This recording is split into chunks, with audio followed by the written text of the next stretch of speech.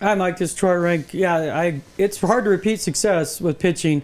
I do think, as I said before, you get a bunch of number 4 starters and just bulk up your bullpen. That's the trend in baseball anyway. I mean, the bullpens are winning games now from the 6th inning on. You look at and small markets like the Royals.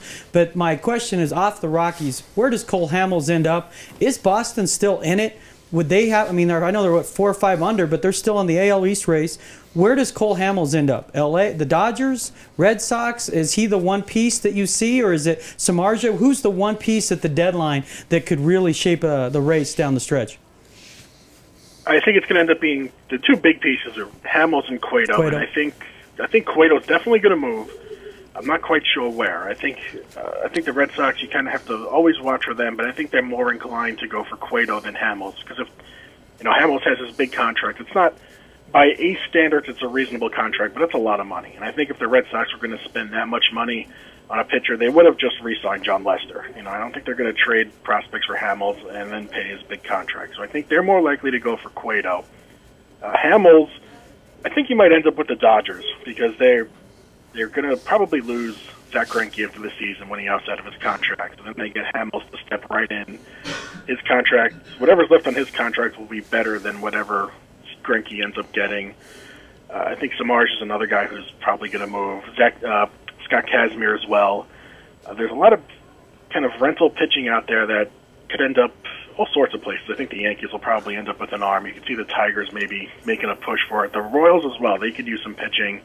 It'd be kind of fun to see the Royals go for broke and add Cueto or someone Cubs like that. might be in that mix too, Mike.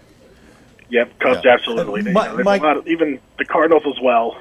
Mike, there's something I don't understand about the Cueto thing, okay? I understand Cincinnati is a mid-market team, but Cincinnati, like every other major league team, is making a lot of money.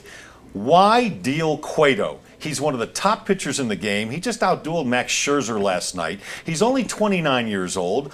Don't you build around Cueto instead of dealing Cueto? I mean, isn't that what baseball is about? Collecting good pitching? And here they've got one of the best pitchers in the game at a young age? I don't get that one. Yeah, I hear what you're saying. I think part of the problem with the Reds is they have some contracts on the books that aren't too great right now. The Votto deal is not... He's still a very good player, but he's not the Votto we saw a few years ago, and he's owed a ton of money. They also owe Brandon Phillips a lot of money, and that's not going too well. And their payroll is not the highest. They're really kind of bumping up against their limit there. And I also think they see Cueto as, okay, look, we got the best years out of this guy. Chances are going forward he's not going to be as good as he was the last 4 or 5 years. So I think we lose him after the season, we're just going to get a stupid draft pick for him. We could get more for him at the trade deadline and not kind of get stuck with this pitcher on a big contract in 2 or 3 years where he's a shell of what he has been the last few seasons. That's something that can really cripple a franchise like the Reds, who don't have a ton of money. If they knew they were getting the Johnny Cueto of the last 5 years going forward, I think they would stretch and kind of get him signed and go beyond maybe their comfort zone to get it done. But he's had some elbow problems this year. I think that's a red flag for him. Even though he is only 29, he's got a lot of innings on his arm. You look at someone like CC Sabathia, who, similar to Cueto, he threw a ton of innings.